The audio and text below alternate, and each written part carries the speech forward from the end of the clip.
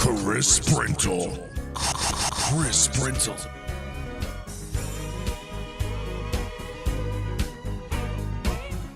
News Talk 1270, KIML. Don Carpenter Show. As you can tell, Chris Brentle joining us. Okay, so yeah, you're a good bit younger than me. I'd say you're a full generation younger than me. So we can actually have a good discussion about this. I've been following this story for a while. First off, when you were younger, you played different sports. If I remember right, you did rodeo, but I'm sure you probably played pickup baseball and football and that kind of stuff, right? Mm-hmm. No soccer, right? No soccer. No. Okay, so my dad wouldn't allow that. Well, you know, I don't think we've ever talked about this, but you actually had one of the cool dads. Yeah, yeah, I did growing up. But he's a cool guy. He was out there shooting the gators a couple of weeks ago, but yeah, he's a cool guy. Yeah, you showed me a picture. He shoots gators with a pistol, by the way. And pigs. Yeah, was that a pig that you showed me? No, it was a gator. And a gator, yeah, down in Florida. And for those that are wondering, he has a Smith & Wesson 500 Magnum with a I think it's an 8.5 inch barrel or whatever the long barrel is on. Maybe even be the 10-inch barrel. But I mean, that's a real gun. Yeah, so there's a lot of kick to that one. Yeah. I have a 357, and I'll say after a couple shots of that, my wrist is saying, "Why are you doing this to me?" You gotta do some stretches. Yeah. My wrist doesn't like anything larger than 9mm. But okay, so you had pretty cool parents, or at least your dad.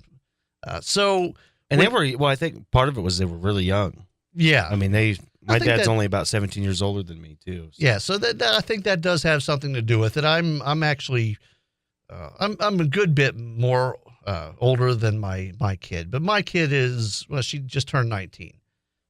By the way, just got a giant tattoo down her side over the weekend. Uh-oh, how do you feel about that? A giant tattoo. It's actually a really good tattoo, but I was like, please don't get anything you can't cover with normal clothing. Because she's going to do ag business or right. Either that or being a vet. So she's going to have business dealings with people. There's nothing on the neck, nothing on the wrist, but the side, and then she has one on her leg as well, a big tattoo on her leg as well. So just be careful with the tattoos. I mean, it looked like it was very painful, though. I mean, it's a totem pole all the way down her side. Oh, geez. Yeah, but that took a while too. Yeah, and it's not even colored in yet. That was just the outline part, so it's got to get colored in. So, but yeah, okay. So you had were your parents very lenient when it came to being able to play outside and stuff? Interestingly enough, no. Really? My parents weren't that. No, they weren't that lenient as far as that. So they were strict. I mean, they were strict, by the book, strict parents. But at the same time, they had their cool little, Well, and I think this is where the generational thing comes in because so say you wanted to go to the park to play baseball or football. Would they walk you down there, or would they say, you can go, but just be careful, that kind of stuff? Depending how far it was, yeah, I could go, but just be careful. Half mile. And I better be back before it was dark. Okay, we'll say a half mile because that ties. No, half mile they might drive me. Okay, they were pretty protective. Okay, so and I think yours is the first generation where parents did that kind of stuff. Yeah. Because again, your dad's not that much older than me, maybe 3 or 4 years older than me. So. Yeah, he's 45. Okay, so he's 3 years older than me. So we're the same generation. I'm the same generation as your dad, right? Which is crazy. So maybe my generation was the last one where we could wander the neighborhood. We would walk to the next town over, and I grew up in the suburbs. Mm-hmm. It was a nice suburban area. No, it wasn't a city. There wasn't any crime. There were, no crazy people driving around with white vans giving away candy and all that kind of stuff. I mean, here's the thing.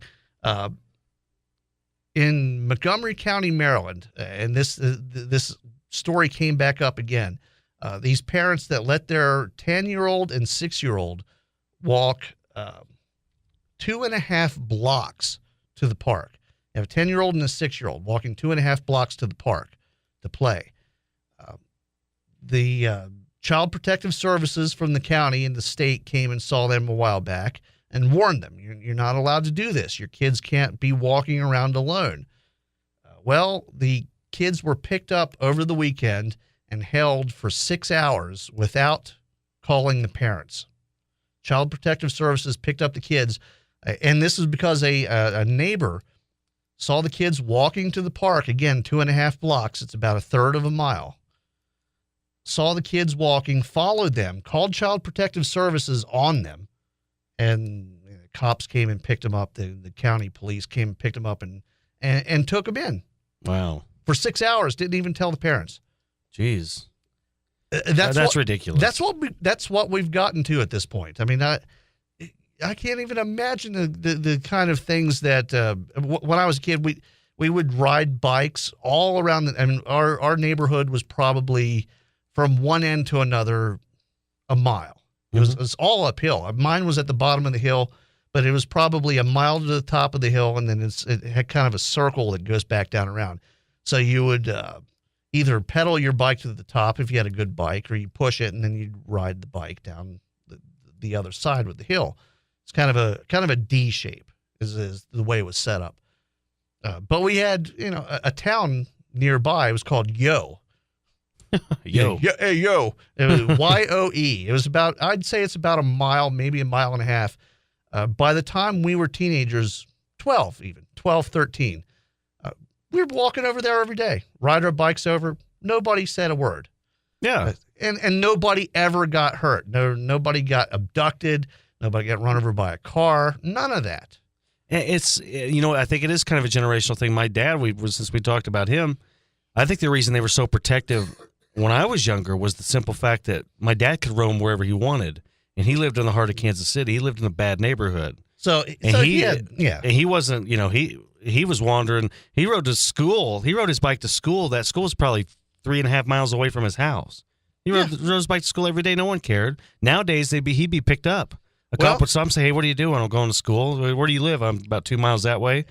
Child Protective Services would take him in. Well, and that's the thing. Especially if you live in the city, you're pretty much walking to school. Yeah. If you live in a city, I mean, Kansas City is kind of spread out, so it's not like New York City. Now he was on the Missouri side, right? Kansas. Oh, the Kansas side. Right, but he was right by the state line. I mean, that's right there. So it is a little bit more spread out on that side. The Missouri side's the built up side. Right. The Kansas side's the rough part of town. Yeah, they're both the rougher, I would say. Oh, one of these days, remind me. I worked for a trucking company in Kansas City. I'll tell you some stories. Oh, well, I'm sure we could compare. I used to have to work down in southern Kansas City. Whether Missouri on the Kansas side, it's pretty bad. When we picked up a trailer, an empty trailer from the yard, we'd have to do a homeless sweep. Make sure we weren't taking homeless people over to Olathe to the chicken factory. Every once in a while, a homeless person would wake up and they'd be in Olathe at the Tyson Chicken Factory. Oh my gosh, that's hilarious. Okay, I think we have a call. Let's give this a shot. You don't have to plug the headphones in. I'll turn your mic off. News Talk 1270 KIML. You're on the air. Hey, Don. I was going to say, in that neighbor shares a little bit of responsibility for calling CPS for something so stupid. Oh, yeah. I mean, why such a busybody, right? I don't know. When we were, my brother and I were 10 and 6 as well, and we wandered the country, and that guy's an idiot, really. And for CPS to take that seriously is just as bad, and they share just the other half of the blame, Oh, yeah. Well, now this is Montgomery County, Maryland. It's the Washington, D.C. suburbs, so take what you will from that. Yeah. Hey, thank. Well, there's the problem. Yeah, oh yeah, and that's trust me, I know. I've lived in that area. It's a lot of busybodies, and that's the thing. And thanks for the call. That might bug me more than the CPS part, because CPS, I mean, they're going to do what they're going to do. They, another big government agency trying to exert its power, but you have the neighbors ratting these people out. I mean, I honestly don't. I mean, if the kid was actually in some kind of jeopardy, I'd call CPS or I'd call 911 and call the cops. But I mean, it's kids playing. They're walking 2.5 blocks to the park. I mean, we've gone way over the edge of being overprotective, and I have a theory on what one of the reasons for this is, because every time we turn on the TV, you have a 24-hour news cycle. You have Nancy Grace. Anytime a little kid goes missing, Nancy Grace harps on it for 6 weeks, especially if it's a cute little. And look, I'm not going to accusing Nancy Grace of being racist, but I'm accusing Nancy Grace of being racist. If it's a cute little white kid, Nancy Grace will harp on it for 6 weeks. Meanwhile, in Chicago, you have 8-year-olds getting shot up every weekend by gangs. She doesn't say a word, but Nancy Grace, and you have people watching this. And whether they want to admit it or not, it scares them. So when they see, 2 kids walking to the park, a 10-year-old and a 6-year-old, that, oh my God, somebody's got to protect them, because all they think about is there are bad people everywhere. Right. Well, and it's to me, though, more than a systemic problem.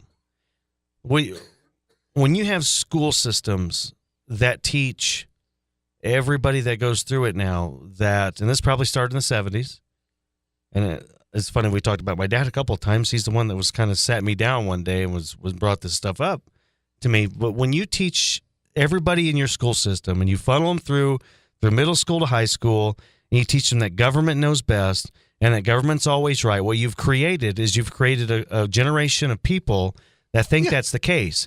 And what you do, what's the government always? They think they can do better than you can do better. So everybody thinks they can parent your kids better than you can parent your kids. You create a culture of, oh, well, I don't think that's good parenting, so I'm going to call. Yeah. No, they're not your kids. You should only call Child Protective Services if the child needs to be protected.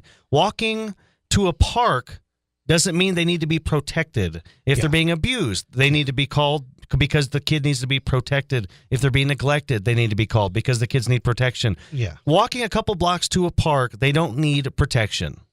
And I will say this is a very highly populated area that we're talking about. It's Silver Spring, Maryland. It's in Montgomery County. It's very populated, but it is also a very affluent area. This is not walking to the park in the middle of Queens in the middle of the night. I mean, this is a very nice area.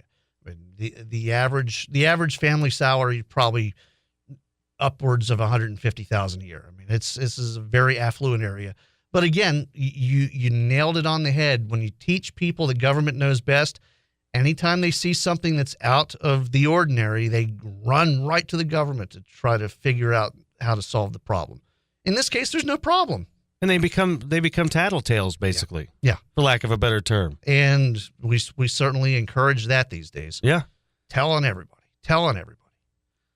So what do we have going on in sports? Well, we have some national news along with some other stuff. Okay, sounds good. And sorry we couldn't get to your call there. For the caller, we got to take a break. News Talk 1270 KIML. Twitter isn't just for arguing anymore. Follow Basin Radio Network at Radio Basin. Don Carpenter on News Talk 1270 KIML. Call Don now, 682-1270. News Talk 1270 KIML.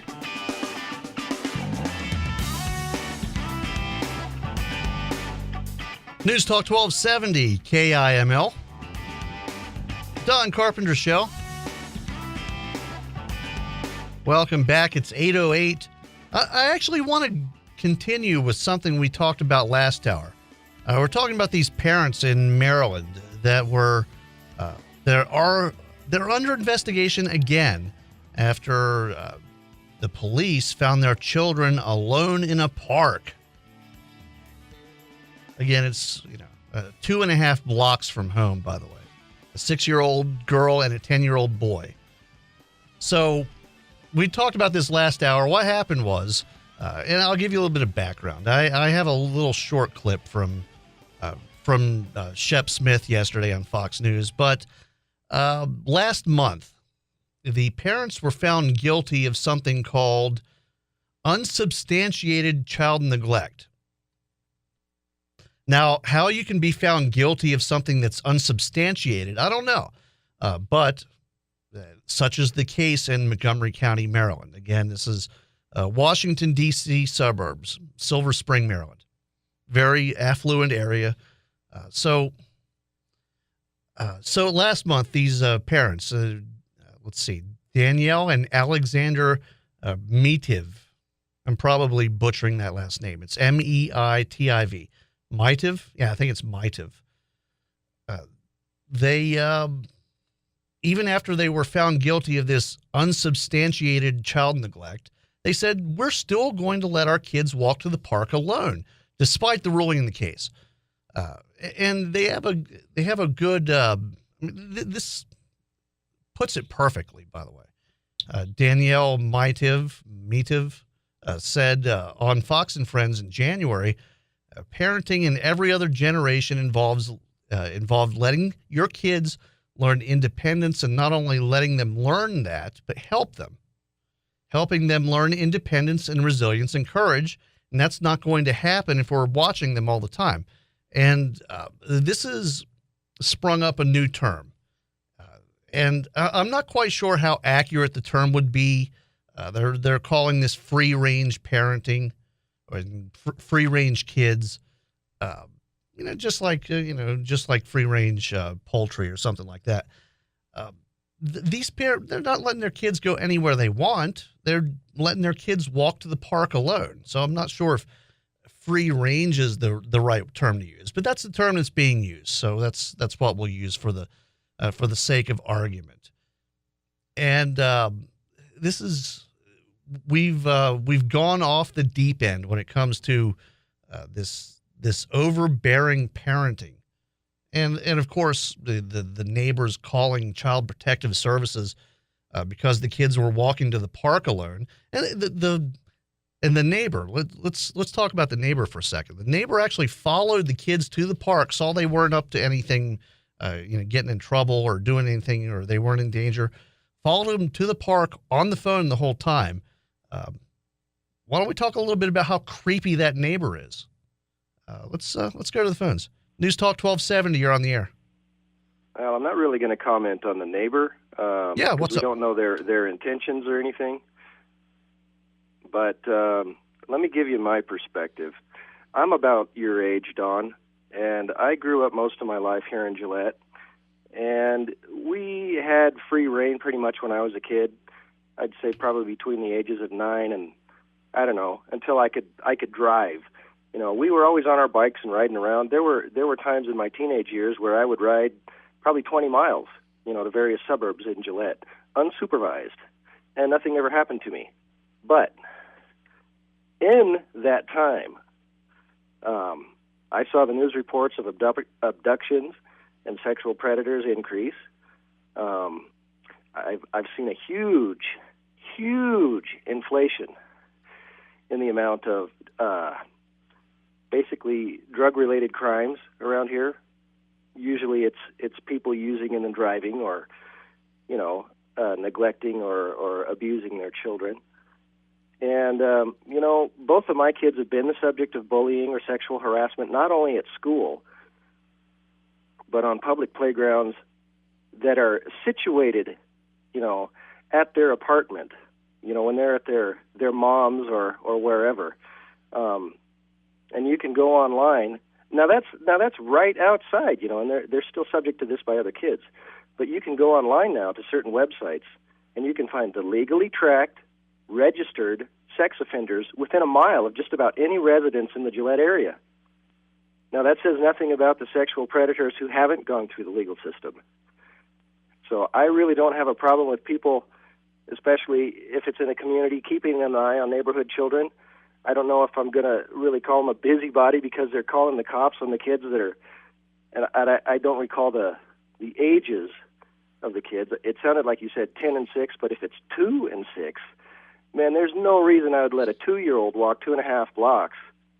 Oh no, no! It was 10 and 6. It was a 10-year-old and a 6-year-old. Yeah, a 2-year-old walking around, even with a 10-year-old. Say it was a 10 and a 2-year-old. A 2-year-old requires a lot more care. So and now you make a good point about the prevalence of predators and more dangerous. And I'm glad you called because I was hoping someone that grew up around here could comment on this.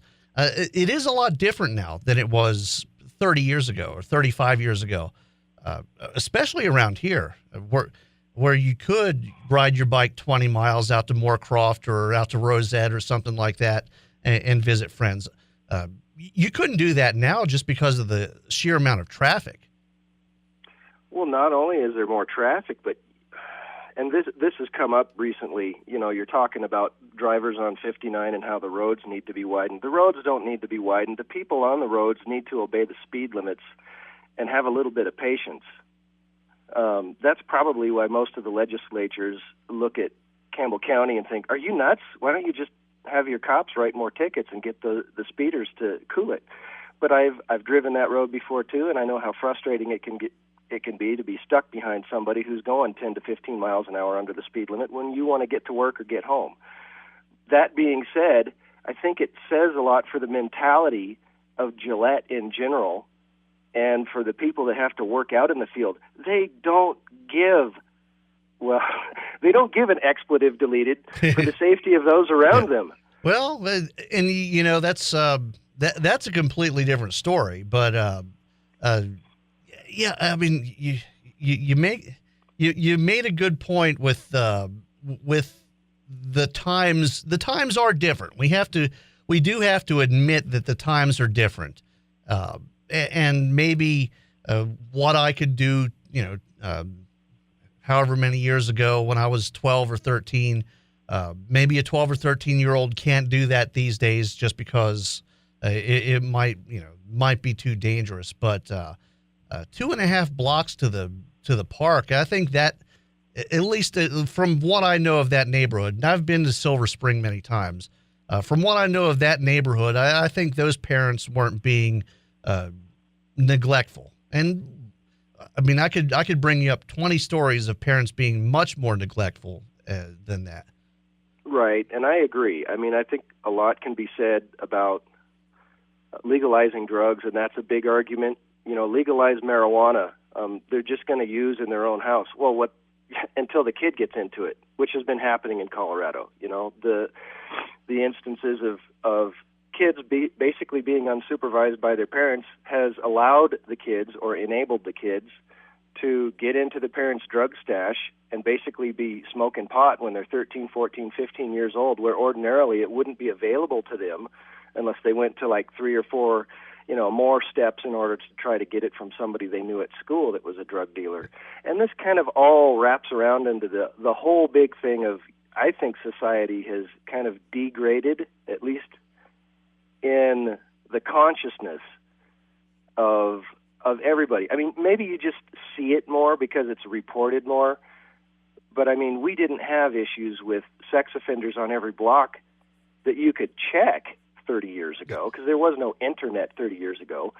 And I think the laws have changed to where, yeah, you've got to report if you're a sex offender. You know, if you're moving from out of state, you come here, you're supposed to go to the law enforcement and do that so they can track you. And I can't remember the name of the site, but I did a search for that. There were 5 on my block. Oh yeah, and I will say, look, obviously there were child predators all through time. There's been child predators all through time, but it is more of a problem now than it was and even 20, 30 years ago. And I don't know why it is, but it could be just that we're catching more of these people, but that's something that's gone on from the beginning of time, but it is more of a problem now than it was 30 or 40 years ago. I think it is, and if it continues to go that way, you can look up school shootings throughout the last 100 to 150 years, and it doesn't really start taking off like in a psychotic way until the middle of last century, 1950s, 1960s. You had a couple of people go into a school and just murder like 6 people, on purpose, and then it really kind of shot up in the 90s, and then it is where it is now. Well, but and 100 years ago, kids could carry guns to school. I mean, it wasn't encouraged, but it happened. There were so many kids with guns in schools, and the stupid school shootings like, the teacher's going to give me an F, I'm going to kill the teacher, stuff like that, just out of hand stuff. But you kind of look at the society these days, and you could almost be tempted to say, yeah, I'm going to let my kid carry if they're walking a mile to the bus stop or something. Well, in some of these rougher neighborhoods, I will say, and I bet it was my generation, and I hate talking about, my generation being the last for a lot of things, but I will tell you, my generation was probably the last where we could have a rifle rack in the back of our truck and take our hunting rifle to school, and nobody would say a word. Oh yeah. Nowadays you're basically advertising. Not only are you a redneck that likes to kill things, but you're advertising to everybody that sees that hey, free gun. Well, yeah, there's also that. Nobody. I mean, you could leave your car unlocked, and I grew up in the suburbs. I grew up fairly close to a pretty rough city, but it would have been easy enough for someone in the city to drive through the parking lot at the school and just pick rifles out of the back of people's pickups, but nobody ever did. And there is this is obviously a larger discussion that's beyond my pay grade, but there is a general decline in morals and a decline in value of life, and that factors into a lot of this.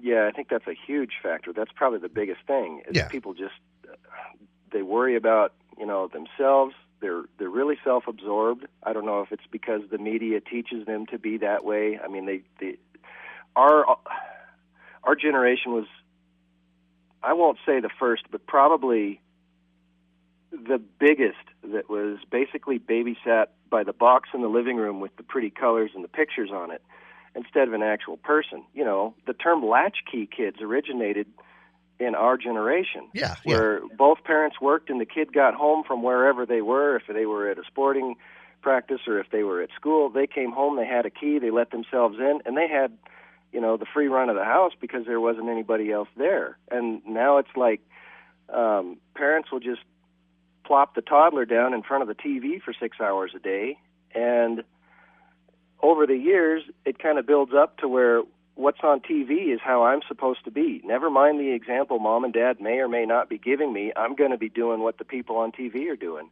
Yeah. And I think that's, maybe I'm way off, but I think that's part of why people are so out there now, and they don't really care about anything but their Facebook status and if they have a good enough selfie posted. Well, and look, we've raised at least 2 generations of narcissists, and I'd say even maybe half the people in our generation are absolute narcissists. Everything has to be revolving around them, and it is a problem. I mean, it's certainly nothing we're going to solve today. But thanks for the call. Yep. Hey, perfect points. Perfect points. We do need to take a break, so why don't we do that real quick? We'll be right back. News Talk 1270 KIML. For interviews, host blogs, and more, check out Basin Radio Network on Facebook. Don Carpenter on News Talk 1270 KIML.